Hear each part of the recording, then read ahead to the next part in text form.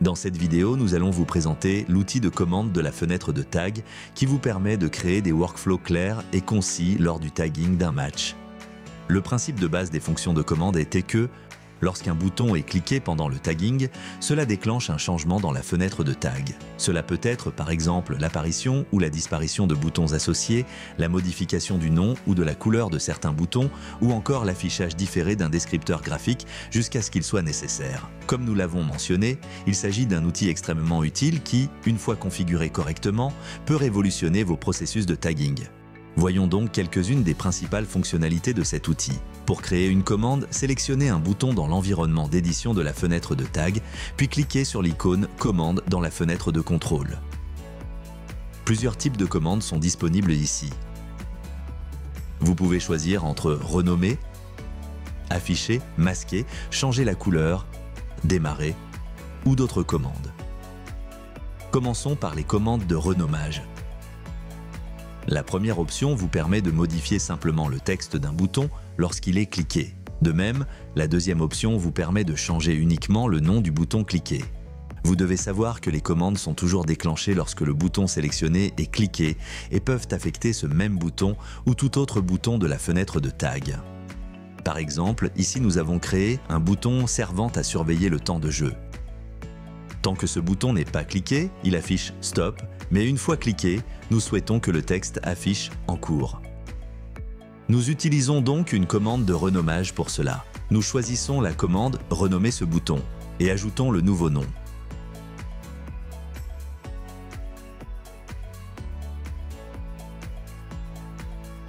Désormais, lorsque nous cliquons sur le bouton pendant le tagging, le nom changera.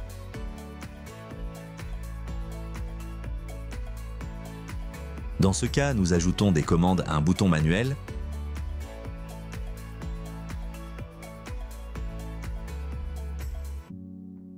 donc nous pouvons choisir si la commande doit être déclenchée au début ou à la fin du tag. Ainsi, en procédant de cette manière, lors du premier clic sur le bouton, le nom passe à « En cours » et lors du second clic, il revient à « Stop ». Vous pouvez bien sûr ajouter des commandes aussi bien aux catégories manuelles qu'automatiques, ainsi qu'aux descripteurs et aux boutons inactifs. Et les commandes n'agissent pas uniquement sur le bouton cliqué, elles peuvent également déclencher des changements sur d'autres boutons.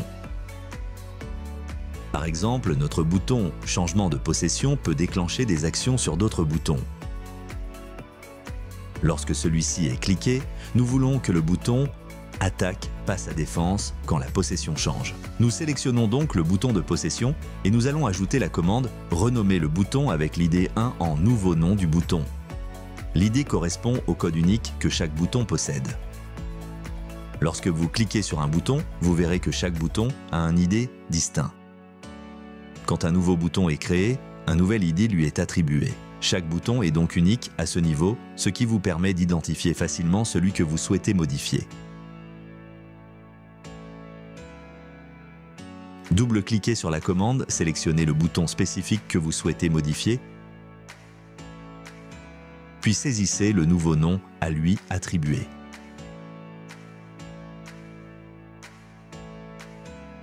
Désormais, chaque fois que nous cliquons sur le bouton « Changement de possession », le bouton « Attaque » deviendra « Défense ».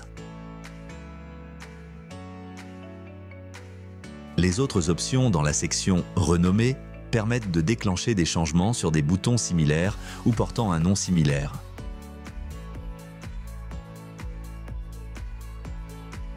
Vous pouvez configurer les IDs individuels pour chaque bouton. Par exemple, dans cette fenêtre de tag où nous avons des boutons pour chaque joueur, vous pouvez attribuer un ID spécifique à un bouton précis. Celui-ci, par exemple, sera toujours le joueur numéro 1, le gardien. Celui-là sera toujours le joueur numéro 2, un défenseur, et ainsi de suite. Ainsi, lorsque nous changeons le nom du bouton, l'ID reste toujours le même. Cela est extrêmement utile pour changer les compositions d'équipe. Pour cela, nous avons un bouton différent pour chaque équipe, en haut de la fenêtre de tag, qui contient des commandes pour modifier le nom du bouton en celui du joueur. Par exemple, notre bouton gardien de but sera renommé avec le nom du joueur, tout comme les autres boutons. Lorsque vous cliquez sur une autre équipe, Les noms des boutons changent pour afficher ceux des joueurs de cette équipe.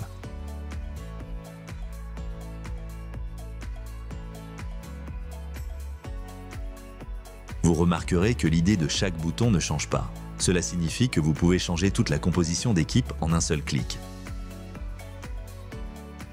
De plus, vous pouvez copier et coller les commandes sur d'autres boutons.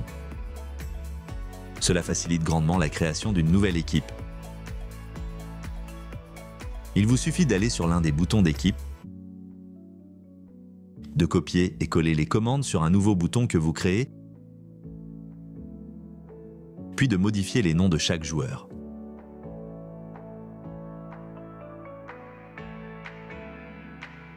Dans les commandes de renommage, vous trouverez également la commande liste alternative. Cette option vous permet de créer une liste de noms alternatifs pour chaque bouton spécifique. Par exemple, pour chaque joueur, nous pouvons créer une liste d'autres joueurs pouvant être remplacés à cette position. Pour cela, saisissez le nom ou numéro du joueur alternatif puis validez.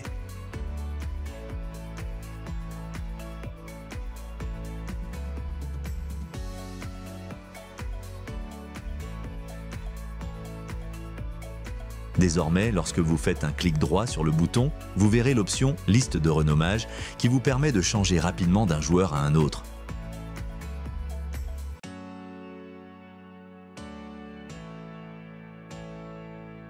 Cela fonctionne aussi pendant le tagging. Par exemple, ici nous taguons un tir effectué par le joueur numéro 1.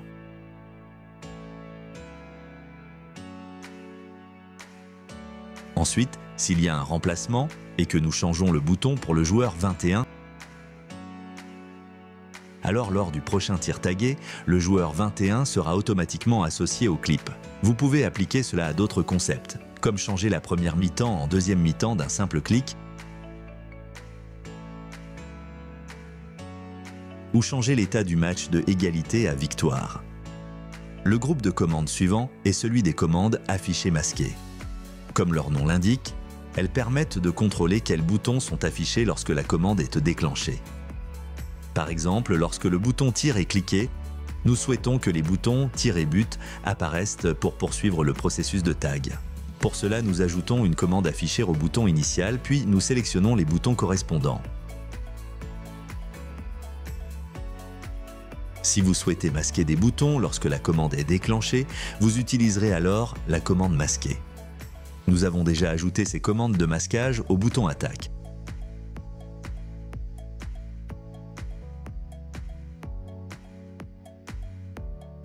Cela signifie que, lorsque l'attaque se termine par un tir, les boutons tir et but apparaissent. Si nous cliquons sur l'autre bouton tir, les descripteurs liés au tir apparaîtront. Et enfin, lorsque nous cliquons à nouveau sur attaque pour terminer le tag, tous les boutons de tir seront masqués, laissant la fenêtre de tag dégagée. Nous pouvons faire exactement la même chose pour les coups de pied arrêtés.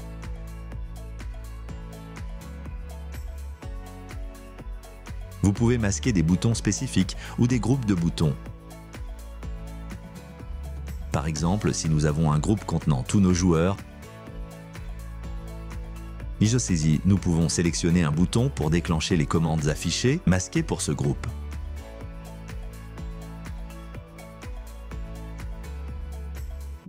Vous pouvez ajouter cette commande à n'importe quel bouton, ce qui vous permet d'afficher ou de masquer plusieurs boutons en même temps.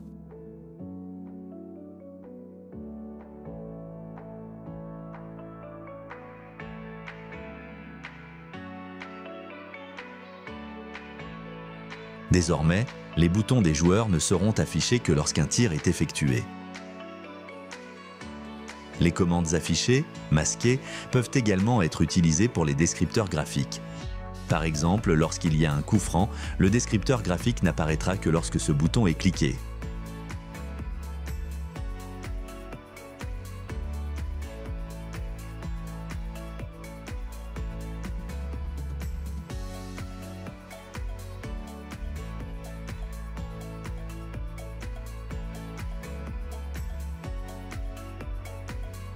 Le groupe de commandes suivant concerne les commandes de changement de couleur. Encore une fois, celles-ci vous permettent de changer la couleur soit du bouton cliqué, soit d'un autre bouton dans la fenêtre de tag, soit d'un groupe de boutons. Par exemple, dans la continuité de l'exemple précédent où cliquer sur le bouton de possession change le bouton Attaque en défense, nous pouvons aussi changer la couleur de ce bouton pour une meilleure lisibilité visuelle. Nous configurons donc la commande « Changer la couleur du bouton » en de l'un pour que le bouton Attaque devienne bleu.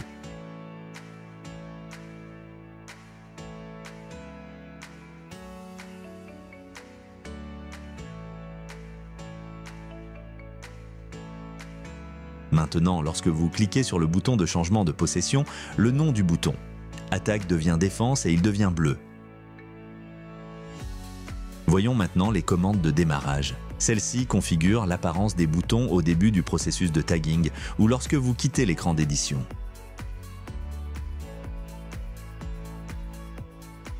En résumé, cela permet de définir le nom initial, la couleur et la visibilité des boutons au démarrage du processus de tag. Par exemple, dans ce cas, lorsque nous quittons l'écran d'édition, les boutons de coup de pied arrêtés sont encore affichés. Si nous voulons que ces boutons soient masqués, à chaque fois que nous quittons l'édition ou lorsque nous démarrons une nouvelle analyse, il suffit d'ajouter une commande de démarrage au bouton pour qu'il soit masqué au lancement.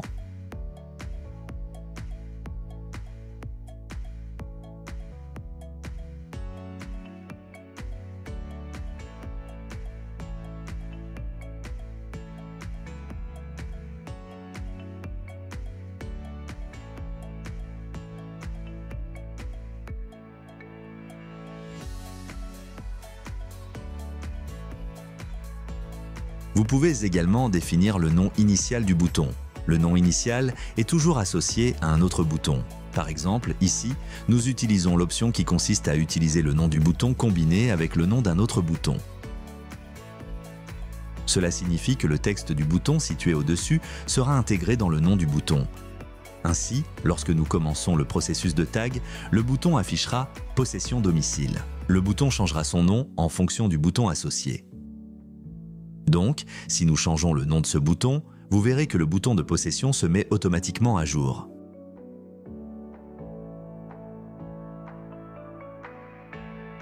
C'est une fonctionnalité très utile qui permet de modifier rapidement et facilement les noms de tous vos boutons. Vous pouvez combiner cette commande avec une autre commande qui modifie le bouton associé. Par exemple, un bouton pour une équipe à domicile avec un nom différent. Vous pouvez aussi changer les couleurs du bouton. C'est utile pour se préparer à affronter plusieurs équipes différentes dans un tournoi, par exemple. Vous pouvez changer les noms d'équipes inscrits sur les boutons d'un simple clic avant de commencer le tagging.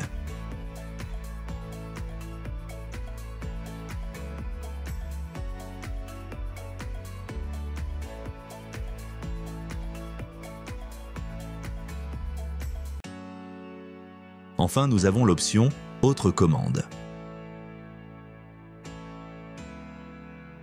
Ces commandes ne modifient pas l'apparence des boutons, contrairement aux options précédentes, elles modifient le comportement du bouton. Les deux options disponibles ici permettent d'ajouter la catégorie précédente comme descripteur ou la catégorie suivante comme descripteur. Par exemple, lorsque je tag une période de possession, je veux qu'un descripteur affiche ce qui s'est passé pendant cette possession, en plus d'une catégorie distincte contenant cette action. Donc, ici, nous taguons une possession. La possession se termine par une perte de balle, donc lorsque nous cliquons sur cette perte, un nouveau clip est créé montrant la perte. Mais, en même temps, la perte est ajoutée à la possession en tant que descripteur. Ou si la possession se termine par un tir, cela créera également un nouveau clip vidéo et ajoutera un descripteur tir dans le champ de la possession. Vous pouvez également faire l'inverse, c'est-à-dire que la catégorie précédente est ajoutée comme descripteur.